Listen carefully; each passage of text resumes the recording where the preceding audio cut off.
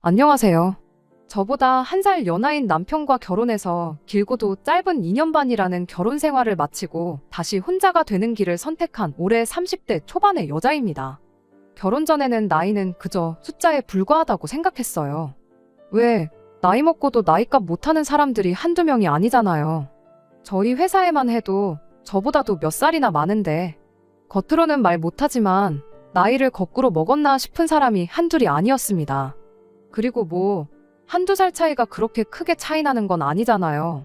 연애하는 동안은 남편이 저보다 한 살 어리다는 걸 종종 까먹을 만큼 어른스러운 모습을 보여줄 때도 있었죠. 회사도 다르고 서로 일하는 분야도 다르지만 저보다도 한 살이 어린 나이에 저보다 사회생활도 늦게 시작해놓고도 회사에서 능력으로 인정받고 두각을 나타내고 하는 거 보면 나이는 그저 숫자에 불과하고 오히려 보고 배울 점도 많다고 생각했죠. 하지만 장점도 있으면 단점도 있는 법인데 정작 봐야 할 단점은 생각 안 하고 너무 좋은 점만 보고 결혼을 한 게 아닐까 싶은 생각이 드네요. 가족들한테만큼은 회사에서 하는 것처럼 강단 있는 모습을 보여주지 못했거든요. 이제 와서 무슨 소용이겠냐마는 연애랑 결혼이 다르다는 말이 무슨 말인지 정확하게 이해가 됩니다. 어쩌다 보니 결혼하자마자 시부모님이 살고 있는 아파트와 같은 단지에 신혼살림을 차리게 되었어요. 덕분에 시부모님과는 이후 사촌으로 살게 되었지요. 그 결정을 내릴 때 당연히 이게 잘하는 짓인가 고민도 많이 했었어요. 그나마 같은 동은 아닌 게 천만다행이지 않냐는 남편의 위안은 솔직히 말에 귀에 들어오지도 않았습니다. 엎어지면 코 닿을 거리인데 같은 동에 안 산다는 게 뭐가 중요하겠어요. 오히려 그걸 위안이랍시고 하고 있는 남편이 더 어이가 없었죠. 그만큼 남편이 가족들 앞에서만큼은 유한 태도를 보여주었어요. 항상 저보고 참으라는 식이었습니다. 기다리면 좋은 날이 올 거라며 그렇게 저보고만 참아달라고 부탁을 했었죠. 덕분에 2년 결혼 생활하는 동안 시자들한테 시달리며 사느라 살도 5kg나 빠졌어요. 그걸 두고 남편은 또 결혼하면 남들은 다 살찐다고 걱정하는데 저절로 몸매 관리도 되고 오히려 좋은 거 아니냐는 소리를 또 위안이랍시고 해주고 있는데 기다리면 좋은 날이 온다더니 결국 지 좋은 것만 찾아대다가 참다 못한 제가 남편한테 이혼 서류를 건네주게 되었네요. 아무튼 굳이 신혼집을 시댁과 같은 아파트로 구한 건 너 자신인데 누구 탓을 하고 있냐, 그건 전적으로 네 잘못이다 라고 하신다면 변명의 여지 없이 제 잘못이 맞다고 인정할 수밖에 없겠네요. 하지만 그래도 굳이 변명을 해보자면 결혼할 때 당시에는 시댁 근처로 집을 구하는 것 외에는 다른 선택권이 없는 거나 마찬가지인 상황이었어요. 아니, 양자택일의 선택지가 있기는 했는데 다른 한 가지 선택지는 시댁 근처로 신혼집을 구하는 것보다 훨씬 저한테 좋을 거 하나 없는 선택지였거든요. 시부모님이 지방에 있는 막내 동생분의 딸을 맡아서 돌봐주고 계세요. 그러니까 저한테는 사촌 신우고 시외삼촌이죠. 시자도 붙고 외자도 붙고 앞에 뭐가 많이 붙을수록 먼 친척이잖아요. 호칭만 들어도 먼 친척인데 심지어 저는 얼굴 한 번 보지 못했을 만큼 동네 슈퍼 사장님보다도 먼 존재였어요. 그 시외삼촌이라는 분이 동남아 쪽 어느 나라에 살고 계시거든요. 저한테는 남보다 다름없는 그 시외삼촌 때문에 저는 결혼 전부터 깊은 고민에 빠져야 했었습니다. 저희가 결혼 이야기가 나올 당시 사촌 신우는 갓 고등학생이 된 나이로 남편하고는 터울이 많이 나는 편이에요. 시외삼촌이 지방에 거점을 두고 있는 중소기업에서 임원으로 일을 하고 계시거든요. 중소기업이라고 해도 사세가 조금 큰 편이라 벌이가 상당하시답니다. 젊은 나이에 임원을 달게 된 이유는 모두가 가기 싫어하는 해외 파견직에 자원을 하면서였다 해요. 그 후로 실적도 좋고 그래서 이후로 회사에서 승승장구를 하게 되었답니다. 임원이 된 지도 벌써 몇 년째래요. 아무튼 남편 외가 집안은 물론이고 친가까지 전부 통틀어서 사회적으로 제일 성공한 사람이 바로 그 시외 삼촌이라고 합니다. 외가 집에선 막내로 유일하게 대학물을 먹었고 그만큼 할머니 할아버님이 투자를 많이 하셨다네요. 그리고 그 벌이도 벌이지만 여지껏 집에서 받아온 게 있으니 회사에서 자리 잡고 난 이후로는 거의 집안의 기둥 같은 존재로 살아오셨대요. 남편의 외할머님이 살아계실 때도 할머님 생활비를 혼자서 다 커버를 치셨다죠. 그뿐만이 아니라 가족들이 돈이 필요하고 그러면 제일 먼저 찾는 게 집안의 막내인 시외삼촌이었다 해요. 그리고 그만큼 집안에서 입김도 가장 셌다고 하고요. 아무튼 할머님이 돌아가시고 나서는 그 생활비가 시부모님한테로 돌아가게 되었답니다. 시부모님네가 집안 최고 어른이라서 그런 건 아니었고, 이유는 단 하나, 사촌 신우를 맡아주기로 했기 때문이죠.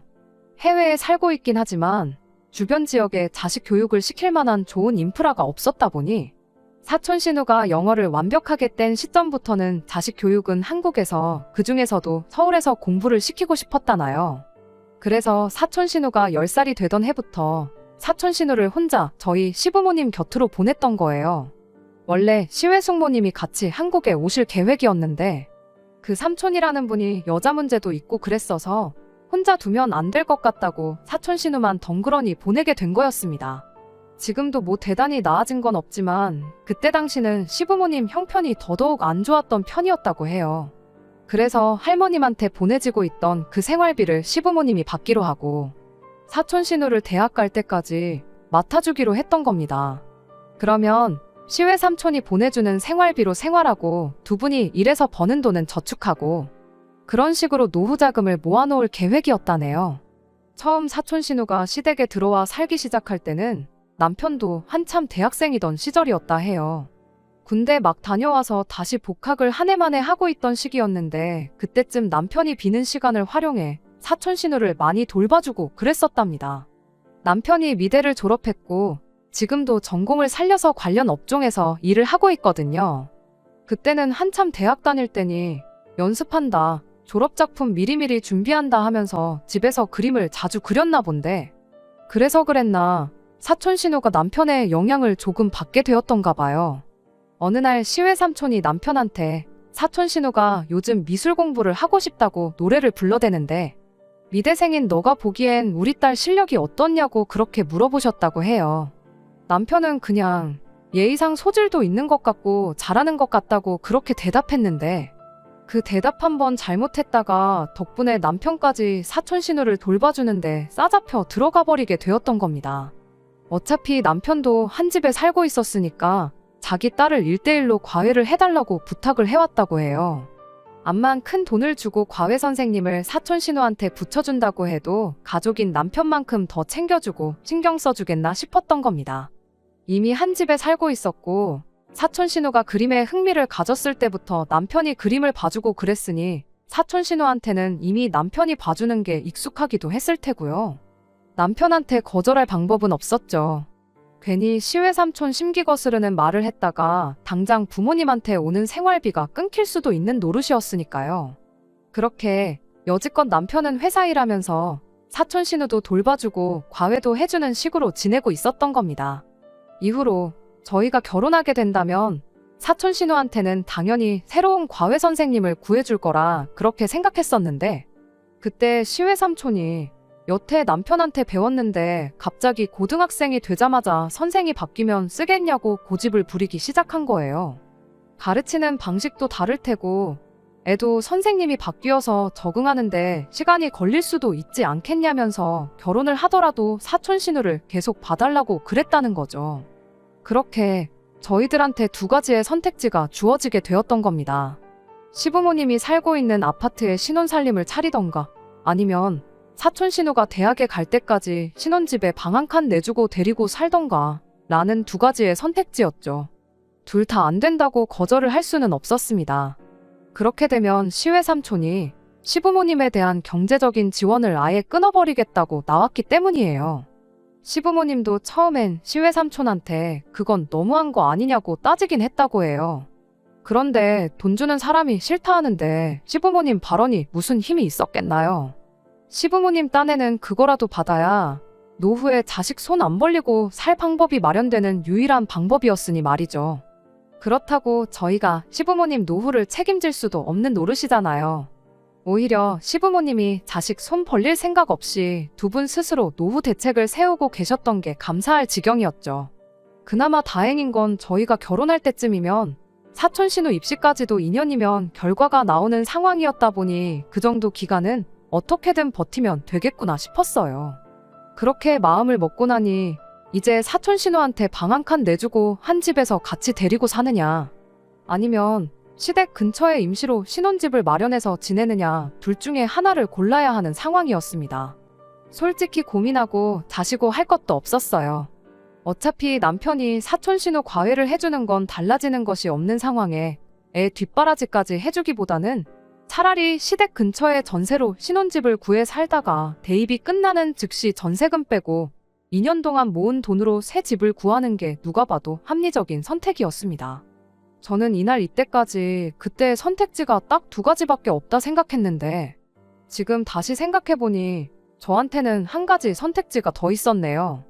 그냥 결혼부터 안 해버렸으면 되는 거였는데 왜 그때는 그 생각을 못했는지 모르겠네요. 아무튼 2년이면 뭐 못할 것도 없겠다는 생각이었고 그때는 저도 제 나름대로 머리를 굴려서 혹시나 찾아올 수 있을 안 좋은 상황에 대한 대비책을 세우기 시작했어요. 일단 주 3회 봐주던 과외는 무조건 세상이 두 쪽 나도 남편이 시댁으로 직접 가서 봐주는 걸로 조건을 내걸었습니다. 그 부분은 남편도 아무런 문제가 없다 했지요. 그래도 혹시나 싶어서 비슷한 가격대에 조금 더 큰 평수도 있었지만 일부러 제일 작은 평수의 방도 2개밖에 없는 집으로 구했어요. 어차피 전세고 딱 2년 정도만 살고 사촌 신우 대학 가는 즉시 방 빼고 이사를 나갈 생각이었으니 집이 좁은 것쯤은 크게 문제될 건 없었습니다. 일부러 방도 남는 방 하나는 아예 누가 자고 갈 생각은 꿈도 꾸지 못하게 옷방으로 꾸며놨어요. 2년만 살다 이사 나갈 거 아니냐고 일부러 커다란 짐도 몇 개 들여놓아서 창고처럼 만들어버렸죠.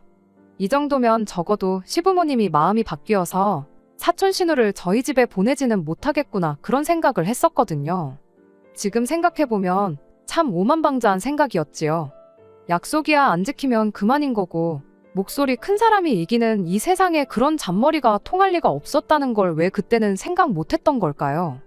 이제 막 고등학생이 된 사촌 신우도 너무 어리게 생각했고 늙어서 자식 손 벌리기 싫다고 조카까지 떠맡아 키우며 노후 자금 마련하시던 시부모님을 너무 좋게 생각했던 겁니다. 당연한 소리겠지만 그렇게 신혼살림 차린 직후에는 별다른 문제랄 게 없었어요. 처음 이야기되었던 것처럼 과외하는 날이 되면 남편이 아예 시댁으로 퇴근해서 사촌 신우를 두어 시간 봐주고 집에 돌아오고 무난한 일상이었죠. 그때까지만 해도 폭풍이 오기 전이 제일 조용한 줄도 모르고 이 평온한 날들이 계속되리라 그렇게 생각하고 있었습니다.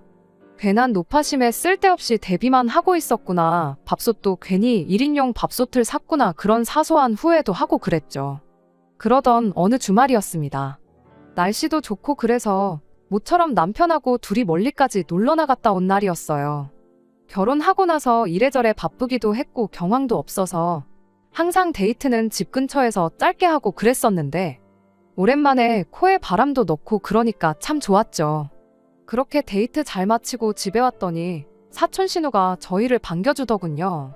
있어서는 안 될 사람이 집에 있으니 이게 무슨 상황인가 싶었어요. 사촌 신우가 하는 말이 시부모님 때문에 집이 너무 소란스러워서 집중도 안 되고 여차저차해서 여기로 피신을 왔다 하더라고요. 그 말에 남편이 별로 대수롭지도 않은 반응을 보이고 그냥 방으로 들어갔어요. 사촌 신우가 와 있는 것보다 더 어이가 없었던 건 남편이 저랑 밖에 나와 있는 내내 핸드폰을 단 한 번도 안 봤다는 사실이었죠. 그게 무슨 소리냐 하면 정황만 두고 본다면 사촌 신우가 이미 저희 집 비밀번호를 알고 있었다는 게 되는 거잖아요. 그래서 저도 곧바로 남편을 따라가 이게 무슨 상황인 거냐 물었죠. 남편은 집 비밀번호를 사촌 신우한테 알려준 적은 없고 시부모님한테는 말했었다 그렇게 대답하대요. 가족인데 뭐 알려주지 않을 이유가 뭐가 있냐며. 집을 비운 사이 무슨 일이 있을 수도 있는 거 아니냐고. 억울하면 저도 친정 부모님한테 비밀번호를 알려드리라고 한마디 대답하고는 마는 거예요. 그래도 사촌 신우는 저희가 도착한 뒤 몇 분 지나지 않아서 집에 돌아가기는 했었어요. 작은 목소리로 하기는 했지만 저와 남편이 방에서 투닥거리던 걸 들어서 미안해서 집에 갔나 보구나 싶었습니다. 남편은 뭘 애한테 눈치를 줬냐며 저한테 짜증을 내기 시작했습니다. 어차피 빈 집에 와 있던 건데 문제될 게 뭐가 있냐면서 말이에요. 그때까지만 해도 예상치 못한 상황에 내가 너무 과민 반응을 한 건가 싶기도 했었는데 이건 그냥 시작에 불과했던 거였어요. 그날 이후로 사촌 신우가 조용해서 집중이 훨씬 잘 된다는 핑계로 저희 집에 와 있기 시작했거든요. 과외하는 날에는 과외한답시고 밤 10시까지 뻐기다 가기 시작했고, 언젠가부터는 그냥 과외하는 날이 아니더라도 저녁 내내 저희 집에서 시간을 보내다가 가기 시작했어요. 소음 때문에 집중이 잘 안 돼서 우리 집에 오는 거라길래 그때부터는 유치하지만 제가 일부러 보지도 않는 TV도 틀어놓고 하면서 소음을 만들어 보기도 했는데 아무 소용 없었어요. 시부모님이 보는 방송보다야 그나마 제가 보는 프로가 더 들어줄만 하다며 그 정도 소음은 거슬리지도 않으니 걱정 말라고, 자기는 참을 수 있다고 오히려 사촌 신우가 저를 배려해주는 척을 하더라니까요. 남편은 애 집중 안 되게 뭐하는 심술이냐며 오히려 저보고 심보가 고약하다고 짜증을 내기도 했습니다. 저녁까지 있는 만큼 밥도 먹여서 집에 보내야 했었다 보니 밥솥이 작은 걸 핑계대서 저녁 때 되면 그냥 시부모님한테 가 있으라고 회유도 해봤는데 오히려 저한테는 그게 독이 되어버렸습니다. 그 말을 하고 며칠 안 지나서는 시부모님까지 저희 집에 오기 시작했거든요. 밥솥이 필요하면 말을 하지 그랬냐며 당신들 집에서 쓰고 있던 밥솥을 저희 집에다가 가져다 놓은 거예요. 설상가상이라고 거기서 또 끝이 아니었죠. 밥솥이 우리 집에 있으니까 이젠 시부모님이 아예 저희 집에 와서 식사를 하기 시작했거든요. 저보고 아침에 출근할 때 밥만 해놓으라고, 그러면 당신이 집에서 저희 먹을 음식까지 같이 해다가 가져다 주신다고 하면서 말이에요. 저녁 준비 번거로운 거 대신 해주는 사람이 생겼으니 그렇게 나쁠 것도 없지 않느냐 싶으실 수도 있겠지만 시어머니가 그 음식 준비를 저희 집에 와서 하는 게 문제였어요. 온 가족이 저희 집에서 식사를 하는데 뭐하러 무겁고 번거롭게 음식을 날라대느냐 하는 게 큰 이유였습니다. 그렇게 시댁에 있는 주방집기들이 하나둘씩 저희 집으로 옮겨오기 시작했어요. 거기까지도 문제될 게 없다면 충분히 없다고 볼 수 있겠지만 그렇게 식사 마치고 나면 사촌 신우한테 방해가 되지 않겠냐고 음식 준비한다고 난장판을 쳐놓은 주방 뒷정리를 저한테 떠넘기고 도망가는 시기였습니다. 언젠가부터는 집에 기름때가 낀다고 그 좋아하는 삼겹살도 자주 못 먹고 그랬는데 아주 잘 됐다며 고기도 엄청나게 구워 드셨어요. 말인즉슨 저희 집은 전세고 2년 뒤에 뺄 집이니까 좀 더러워져도 상관없는 거 아니냐며 집을 엉망으로 쓰시고 돌아가고 그러셨습니다. 사촌 신우한테 방 한 칸 내주는 것보다야 시댁 근처에 사는 게 훨씬 낫겠다고 생각했는데 이건 뭐 사촌 신우는 물론이고 시부모님까지 저희 집을 자기 집 드나들듯이 들락거리게 돼버린 겁니다. 남편은 늘 저보고 이해해달라는 식이었어요. 상황이 이렇게 된 건 예상 밖이지만 달리 무슨 수가 있겠냐면서요. 하지만 시간이 지날수록 상황은 악화되기만 했습니다. 애초에 사촌 신우가 저희 집을 오기 시작한 이유가 시부모님 없는 곳에서 좀 조용히 혼자 있고 싶어서 오기 시작했던 거였잖아요. 그런데 시부모님이 따라와서는 저러고 계시니 사촌 신우 입장에선 저희 집에 와 있을 이유가 없어진 거나 마찬가지였죠. 그렇게 주객이 전도돼서 사촌 신우는 혼자서 시댁에 남아있게 되었고 오히려 시부모님이 저희 집에 와 계시는 말도 안 되는 상황이 돼버린 거예요. 시부모님 또한 사촌 신우한테 방해되고 싶지 않다며 저희 집에서 밤늦게까지 뻐기다가 잘 때 되면 그제서야 집에 돌아가는 시기였죠. 그 상황 자체만 봐도 견디기가 힘들었는데 시어머니의 집안일 떠넘기는 게 날이 갈수록 도를 지나치기 시작한 겁니다. 사촌 신우가 혼자 시댁에 남아있으니 저녁밥을 챙겨줘야 하잖아요. 그걸 또 저한테 떠넘긴 거예요. 엎어지면 코 닿을 거리를 사촌 신우가 저희 집에 찾아와서 같이 식사하면 될 것을. 굳이 애가 모처럼 집중해 있을 수도 있는데 흐름 끊기게 하지 말고 저보고 먹을 걸 가져다 주라고 아예 밥 배달까지 저한테 시키기 시작한 겁니다. 애한테 밥만 주고 오면 어린애를 외롭게 혼자 밥 먹게 둔 거냐며 한마디 들어야 했고, 그렇게 밥 먹는 거 지켜봐주고 집에 돌아오면 뒷정리는 왜 안 하고 왔냐고 다음날 회사 나가서 전화로 잔소리를 들어야 했어요. 그런 날이면 시어머니가 주방을 평소보다 더 엉망으로 만들어 놓고 집에 돌아가는 건 말할 것도 없었죠. 그 와중에 남편은 이제 1년 조금 남지 않았냐고 조금만 견디면 끝이라고 저보고 참아달라는 이야기만 할 뿐 달리 이 상황을 어떻게 해결해 보려는 그 어떤 노력도 보여주지 않았습니다. 참다 못한 제가 차라리 시어머니한테 시달리고 사는 것보다 신우를 데리고 사는 게 낫겠다고 당장 방 빼서 나가자고도 했었어요. 하지만 애석하게도 집주인분이 저희 나가면 이 집에 실거주를 할 예정이라 그건 곤란하겠다고 거절을 해오는 바람에 그마저도 이루어지지 않았네요. 1년만 살아줄 세입자를 구하면 생각해보겠다고 나오는데 어디서 그런 사람을 구하겠어요. 결국 저도 악으로 깡으로 어떻게든 버텨봐야겠다. 1년을 했는데 1년을 더 못할까 그 생각으로 견뎌내기 시작했죠. 그렇게 버티고 버텨 드디어 사촌 신우가 대학에 합격하게 되었어요. 이제 이 지긋지긋한 생활도 끝이구나 싶었고 2년이나 돌아오긴 했지만 다시 남편과 관계도 회복하고 남들 살듯이 잘 사는 일만 남았구나 그렇게 생각을 했습니다. 그렇게 남편에게 새로 살 집은 어디쯤에 구하는 게 좋겠냐, 그래도 돈도 조금 모였는데 대출도 알아보고 해서 욕심 좀 내보겠느냐, 그런 긍정적인 이야기들을 꺼내게 되었는데 그런데 남편이 부침개 뒤집듯 너무 쉽게 그냥 말을 바꿔버리는 겁니다. 그냥 이대로 방 빼고 우리는 이대로 시댁 들어가서 살면 어떻겠냐고요. 그게 무슨 소리냐 했더니 시외 삼촌이 사촌 신우를 여전히 시부모님 집에 맡기기로 했다는 거예요. 대학 갔다고 애를 혼자 살게 하는 건 아닌 것 같다고, 학교도 마침 시댁에서 비교적 가까운 곳으로 가게 되었겠다, 보내던 생활비는 계속 줄 테니 딸을 좀 더 부탁한다고 했다 하더래요. 뭐 시외 삼촌 입장에선 충분히 그럴 수도 있겠구나 싶었는데 그게 우리랑 무슨 상관이냐 물었죠. 결혼할 때야 당신이 사촌 신우 그림도 봐줘야 하고 공부도 도와줘야 했던 거니 어쩔 수 없었던 거지만 이제 대학도 합격했고 더 뭐 가르쳐줄 것도 없는데 우리 이사 나가는 거랑 아무 상관없는 거 아니냐 따졌죠. 그랬더니 남편이 상관이 없긴 왜 없냐면서 시어머니 이야기를 꺼내는 겁니다. 시어머니가 며느리랑 같이 지내니까 참 좋았다고, 원래 가족이 다 같이 살맛대고 북적북적 살아야지 진짜 가족 아니겠냐며 저희랑 같이 살기를 원하셨다 해요.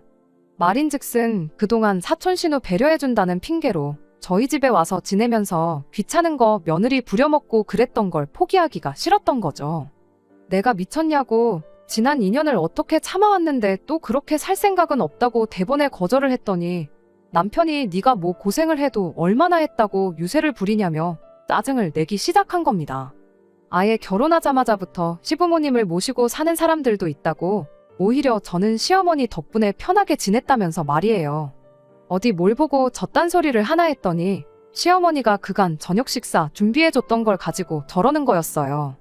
제가 거의 1년 반이 넘는 세월 동안 시모가 개판을 쳐놓은 집을 정리를 해야 했던 건 남편 눈에는 들어오지도 않았었나 봐요. 심지어 저녁 때 되면 사촌 신우한테 밥 배달까지 해주고 왔어야 했는데 그 와중에 몇 번은 그 사이를 못 참고 셋이서 저 빼고 밥 처먹고 저한테 남은 걸 저녁이라고 먹으라고 했던 적도 있었거든요.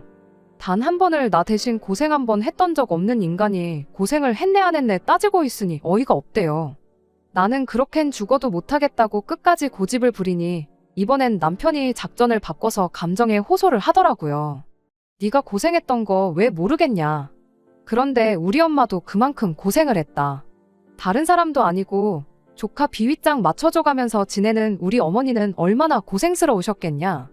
그런데 이제 며느리가 생겨서 모처럼 1년 반 편하게 지내신 건데 그동안 고생하신 게 있으니 이 정도 호사는 누려도 되는 거 아니냐 하면서 말입니다.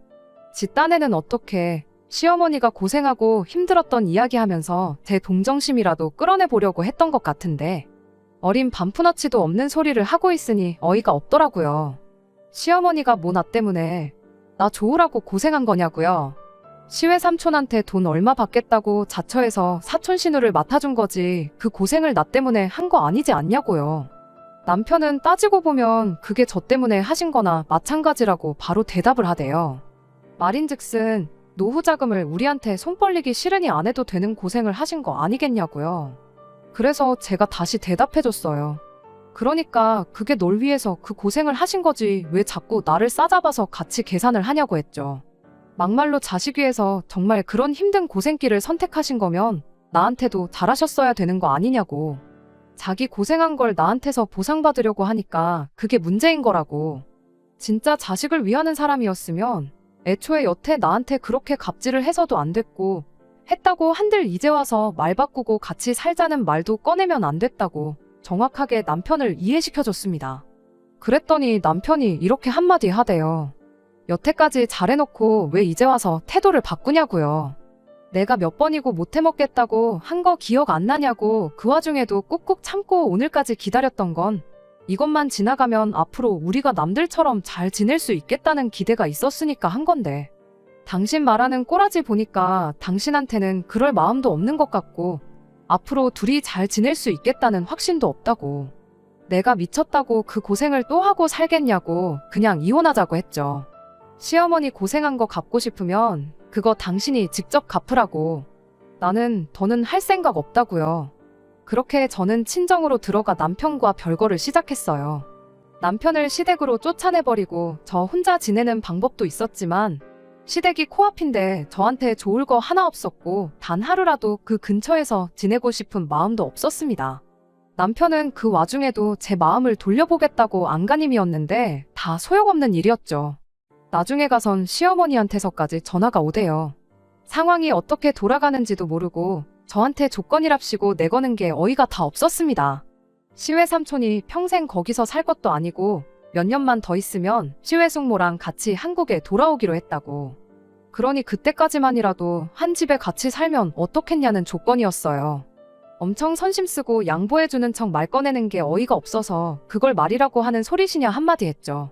시어머니가 저한테 네가 뭘 착각하고 있는 것 같다면서 주절주절 같이 살면 좋은 점에 대해 열변을 토하기 시작했어요. 결국은 돈 이야기였죠. 그동안 네가 개고생한 것처럼 이야기하는데 내가 니들 먹을 밥까지 챙겨주고 그런 거 모르냐. 그게 돈이 얼마인 줄은 아느냐면서 그 덕에 니들이 지금 이사 나간다니 어쩌니 하는 소리가 나올 만큼 돈으로 모을 수 있었던 거 모르냐는 소리를 하더라고요. 두 사람 2년치 식비 좀 아꼈다고 그게 얼마나 되겠나요. 그걸 말이라고 하고 있는 게 참으로도 어이가 없었습니다. 그랬더니 어디 식비뿐이겠냐고. 같이 살면 당신들이 당신 돈으로 관리비도 내주고 이것저것 다 해주겠다고 그냥 들어와서 월급 받으면 받는 대로 모으기만 하면 된다고 하는데 확실히 선을 긋지 않으면 똑같은 소리만 계속 해댈 것 같아서 밥 이야기부터 해보자고 한마디 했어요. 누가 밥 같은 거 해달라고나 했냐고요. 애초에 가까이 살 뿐이지 완전히 독립된 삶을 살기로 했던 건데 마음대로 먼저 찾아온 게 어머님 아니셨냐고요. 그리고 그 밥 해줄 때 저 먹으라고 해줬던 거 하나 없지 않냐고. 다 사촌 신우가 먹고 싶다고 했던 거, 남편이 평소에 좋아하는 거 아니면 두 분 좋아하는 삼겹살, 집에 기름때가 낄 때까지 먹은 기억밖에 없다고. 저를 위해서 뭐 계란 후라이라도 하나 붙여준 적 있으셨냐 따졌습니다. 말하는 거 듣자 하니 어머님 덕에 밥값 굳었으니 내가 그 시집살이를 견디는 게 당연하다 생각하시나 본데 어림도 없다고 그냥 아들 반품 받고 아들 돈이나 아껴주시라 했죠. 그리고 그렇게 밥값 아껴줘서 모은 돈으로 식모살이 마다않는 새며느리 구애 합가해서 같이 살든 말든 알아서 호강하라고 한마디 하고 말았습니다. 그렇게 완전하게 남편과는 끝내게 되었네요. 막상 이혼수속을 받기 시작하고 나서 며칠 지나지 않아 남편이 다시 저한테 연락을 해왔어요. 시어머니가 남편한테 같이 안 산다고 그랬답니다. 그 이유가 뭔지는 말을 안 해줘도 알 것 같았어요. 몇 년만 지나면 시외 삼촌네가 한국 돌아와서 사촌 신우 데려가고 생활비 주는 것도 끝나지 않겠나요? 그럼 이제 그간 모아둔 돈으로 노후를 즐겨야 할 텐데 장가 보내서 손을 떠난 아들을 다시 품에 끼고 살자니. 며느리가 번거로운 집안일들 알아서 다 해줄 때야 상관없었겠지만 혼자서 할 줄 아는 거 아무것도 없는 아들 밥까지 챙겨주고 그러려니 얼마나 번거롭겠어요. 게다가 생활비까지 한 푼도 안 내도 되게 해준다고 했는데 조카 돌봐주면서 힘들게 모은 노후 자금을 집안일 아무것도 안 하고 밥만 축내는 아들한테 쓰다니 그건 싫었던 거겠죠.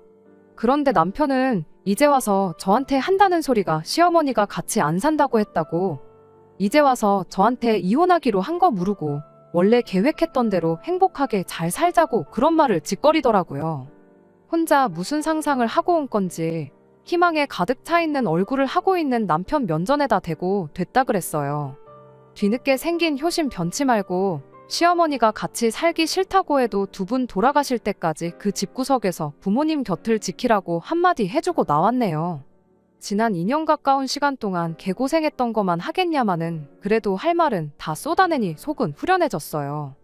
다시 생각해봐도 제가 잘못한 게 맞아요.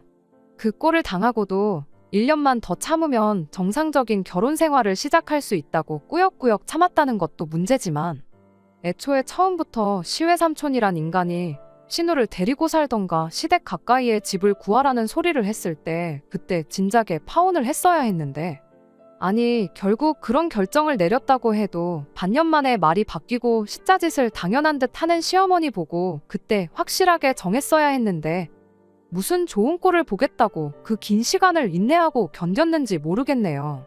얼마 전까지는 그저 제 선택에 후회만 하고 있었어요.